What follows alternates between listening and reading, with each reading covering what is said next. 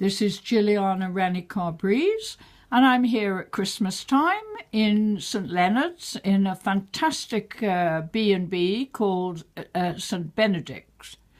And I have the pleasure today of meeting Alice Denny, who is a poet, a very good poet as well, and she lives in Hastings.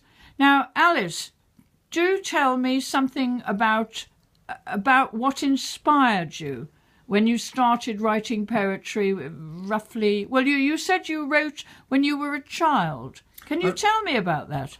I wrote when I was a child, and as I think many do, and I thought I was writing when I was doing little hieroglyphics, and they weren't even words, and offering them to my mum as poetry. Right. And I wrote at different periods all through my life. Never considered it good at all. It was just rubbish. My teachers dismissed most of what I wrote, most teachers. Have you got any of it still? Odd bits and pieces, but I really started writing poetry a lot, I think, when I was divorced, and especially... Well, why did you turn to poetry when you got divorced? It was like I started doing a long-term journal as well. Right. It was just a way of getting my feelings out. Well, of course, it's directly linked with the subconscious, I find anyway, because yes. I write poetry as well. Yeah. Well, of course, and I then got onto a course in writing, general writing, which had a small section on poetry. I approached that with trepidation, really. I didn't really want to do it, but then found that I thoroughly enjoyed it. Were you reading poetry? Did you have poetry books? I did, but I thought I didn't. I thought I had all sorts of things like Dylan Thomas and... more the classics? Yeah, I had Keats and, the romantic poets. Yes, some of that. And I was very hot and cold about poetry. Still am, really. Good. So you did this course? I did the course. I found out that I wrote during it some things which have still survived. One of the few things from before about 10 years ago that have survived. Right. They've been published, have they? I think one of them is actually in my in your book. new book. And what's the name of that poem? That poem is called Midnight Walk. Midnight Walk, okay. Yeah. Because you're really a performance poet. I've seen you perform. Yes. Yes, you don't just read, you really perform. Well, when I came to Brighton, I started going to some spoken word things just as a viewer, and was encouraged to participate by Dean Atter, who is yes. a wonderful poet. Absolutely. And come rhyme with me? Yes, and once I started, I realised that just writing a poem that I could read and feel satisfied with wasn't good enough. It didn't come across to people, and they weren't getting or wouldn't get what I was feeling, the message to express.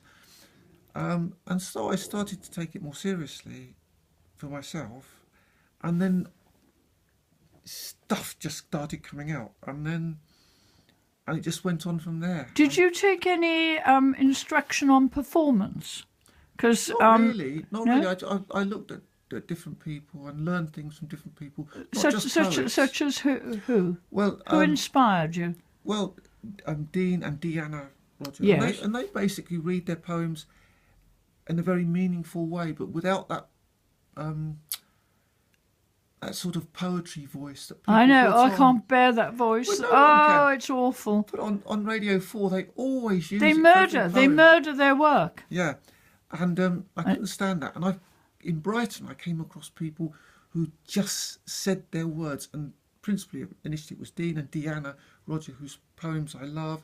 I came across Kate Tempest, and I know people have mixed feelings about her, but when I saw her on YouTube doing My Shakespeare, a poem about her love of Shakespeare and the words of Shakespeare, that in itself just blew me away. I thought that's how the power of words can go. Are you on YouTube?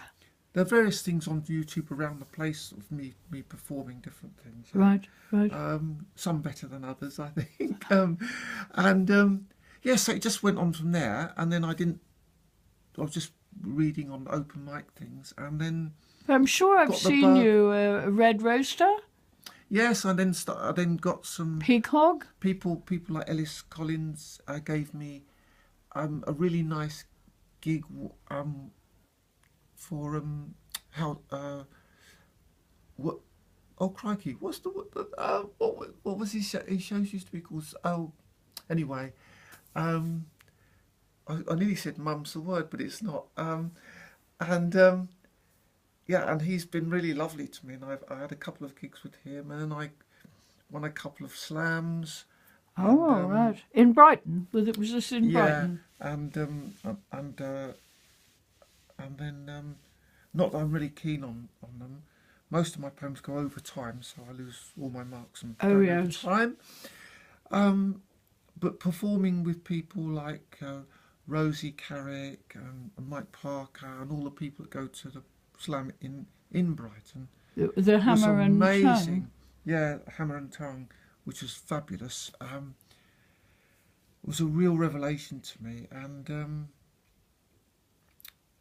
that people could use words in so many different ways. There's a guy called Spliff Richard, and he once just really blew me away with his. I keep saying blew me away, but he really did have such a big impact on me.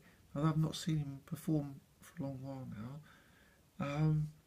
And it kind of just went on from there, and I got involved with all sorts of other people. And they are, I can't mention them all, but they're just sort of amazing. So your people. identity today is that of a poet?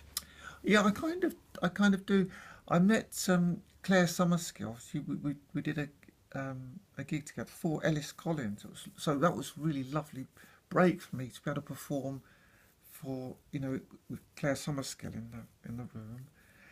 And do a proper set, and afterwards I kind of said, oh well, I write kind of sort of poetry, and she did say really generously, Alice, you do not write kind of poems, you write poetry, you are a poet, you've got to get used to admitting that you're a poet. That's right. Well, I saw you perform at the last New Writing South. Oh yes, I was there.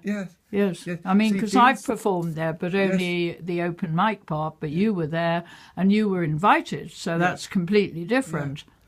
Yeah, I mean, New Writing South have been really lovely to me, and Dean and Deanna have especially. Yes. I wish they came more often. And well, I hope they will do in the future. But also, that I got to support a group of poets called Three the Hard Way, who were touring, and that was a huge boost to my ego, apart from anything else, but just wonderful to perform with those women. And do you go to London? Do you read in London? Occasionally. I mean, not the gigs have been okay, and not necessarily as well attended as I thought they would be. Right, because the Brighton audience is very enthusiastic, aren't they? Yeah, I've been to Bristol and to Exeter, and as far west as Worthing as well. Have you been to Ireland? Because Ireland is the land of poetry. No, I haven't been. It would be lovely, actually. Going to Ireland would be a real... because there are so many poetry festivals there. Anyway, we'll continue talking in part 2. Okay, Thank you very much, Alice.